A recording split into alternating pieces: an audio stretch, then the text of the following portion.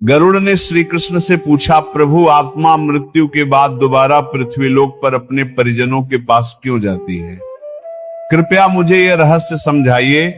श्री कृष्ण बोले, हे गरुड़, इस पृथ्वी लोक पर जिसने भी जन्म लिया है उसे एक ना एक दिन इस नश्वर देह का त्याग करना ही पड़ता है। मृत्यु संसार का अटल सत्य है, परंतु उसकी परतों में छिपा रहस्य बहुत गहरा है। आज वेग बाण के इस आध्यात्मिक प्रवाह में हम उसी रहस्य का द्वार खोलने जा रहा हूं। ध्यान पूर्वक सुनो। कोई व्यक्ति जब इस शरीर को छोड़ता है, उसके तुरंत बाद उस आत्मा के साथ क्या होता है? आत्मा आखिर कहां जाती है? और क्यों आत्मा मृत्यु के बाद ठीक 24 घंटे के भीतर अपने ही घर लौटती है? क्या यह केवल दर्शन होता है या इसके पीछे भी कोई बड़ा कारण छिपा है? गरुड़, हर मनुष्य की देह पंचतत्व में विलीन होती है, उसी क्षण यमराज के दूत वहां उपस्थित होकर उस आत्मा को अपने साथ ले जाने की तैयारी करते हैं। आत्मा को तुरंत यमलोक नहीं ले जाया जाता, बल्कि पहले उसके संपूर्ण जीवन के कर्मों, पुण्य और पाप का लेखा जोखा एक सूक्ष्म रूप में तैयार होता है। इसी दौरान यमदूत आत्मा को थोड़े समय में ही उसके घर वापस छोड़ देते हैं और यही अवधि लगभग 24 घंटे मानी जाती है। गरुड़ ने कहा, प्रभु, ऐसा क्यों आत्मा फिर अपने ही घर लौटती है? श्री कृष्ण बोले, संसार से उसके संबंध तुरंत समाप्त नहीं होते। आत्मा को अपने प्रियजनों से, अपनी इच्छाओं से, अपने अधूरे कर्मों से एक अदृश्य सूत्र बांधे रहता है। इसलिए जब वो वापस घर आती है तो वह अपने परिजनों के बीच ऐसे ही घूमती है जैसे जीवित अवस्था में रहती थी।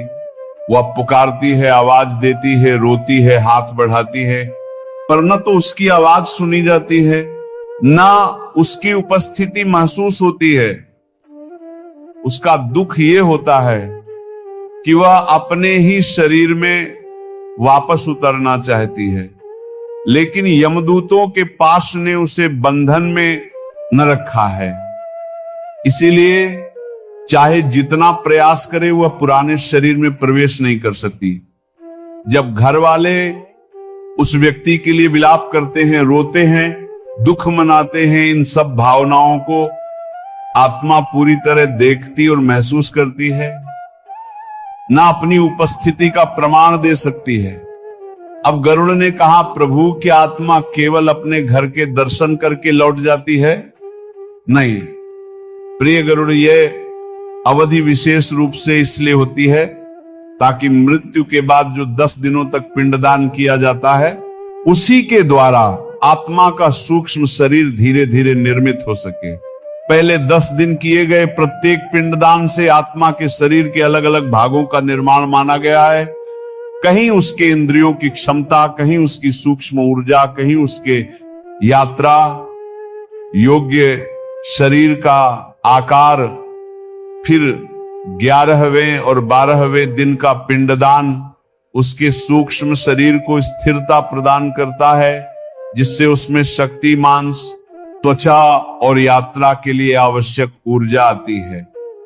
13वें दिन का पिंडदान सबसे महत्वपूर्ण माना गया है, क्योंकि इसी दिन आत्मा को वह सामर्थ्य मिलती है जिसके सहारे वह यमलोक की ओर अपनी वास्तविक यात्रा शुरू कर सके। यही कारण है कि हिंदू परंपरा में 13वीं का विधान अत्यंत विशेष माना गया है, क्योंकि इसी दिन आत्मा के सभी बंधन ढीले होते हैं और वह अपने आगे के मार्ग की ओर बढ़ने लगती है। गरुड़ ने कहा, प्रभु कृपया बताइए, क्या 13वीं के बाद आत्मा सीधे स्वर्ग या नर्क पहुंच जाती है? श्री कृष्ण ने कहा, नहीं गरुड़, मृत्यु के बाद आत्मा को यमलोक तक पहुंचने में लगभग 1 वर्ष का समय लग सकता है। यह यात्रा अत्यंत कठिन, सूक्ष्म और तपपूर्ण बताई गई है। इस 1 वर्ष में उसे लगभग 16 या उससे अधिक प्रकार के सूक्ष्म मार्गों से गुजरना पड़ता है, जिन्हें प्रेत यातना मार्ग कहा गया है। हर मार्ग आत्मा को उसके कर्मों के अनुरूप सुख या दुख प्रदान करता है।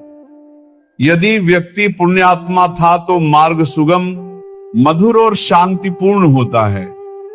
यदि उसने जीवन में पाप अधिक किए थे तो ये मार्ग उसके लिए अग्नि, प्यास, कष्ट, घुटन, कांटों और रेत जैसे यातना मार्ग बन जाता है।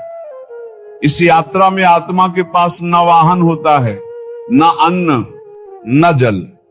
वह पूरी तरह अपने परिजनों द्वारा दिए गए मासिक पिंडदान, श्राद्ध और तर्पण से मिलने वाली ऊर्जाओं पर निर्भर रहती है। यदि उसके परिजन यह कर्तव्य निभाते रहते हैं तो आत्मा को भोजन, शक्ति और गति मिलती है, जिससे वह अपनी यात्रा पूरी कर पाती है। लेकिन अगर परिजन ये कर्तव्य भूल जाएं या करना न चाहे तो आत्मा भयंकर कष्ट में पड़ जाती है। बिना श्राद्ध की आत्मा तेज तपते रेगिस्तानों, कंटीली झाड़ियों और अग्निमय रास्तों से होकर रेंगती हुई यमलोक पहुंचती है। भूखी, प्यासी और थकी हुई अवस्था में जब आत्मा अंततः यमलोक पहुंचती है, तब यमराज उसके कर्मों का ग्रंथ खोलते हैं। जिन आत्माओं ने सत्य, धर्म, दान, अहिंसा और करुणा पर आधारित जीवन जिया होता है, यमदूत उन्हें सम्मानित भाव से प्रस्तुत करते हैं और उन्हें स्वर्ग लोक भेज दिया जाता है, जहां उन्हें अपने पुण्यों का प्रतिफल मिलता है।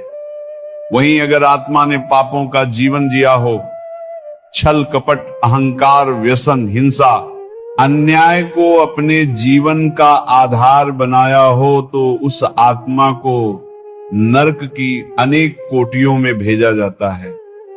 वहां उसे घोर यातनाओं के माध्यम से अपने कर्मों का परिणाम भोगना पड़ता है। कहीं जलते तेल में डुबोया जाता है, कहीं अग्नि सागर में फेंका जाता है, कहीं पत्थरों पर घसीटा जाता है, कहीं अंधकार में गुफाओं में बंद रखा जाता है। जब आत्मा अपने पापों का भार उतार देती है, तब उसे पुनर्जन्म मिलता है और यह पुनर्जन्म उसके कर्मों की गहराई के अनुसार मानव, पशु, पक्षी या किसी निम्न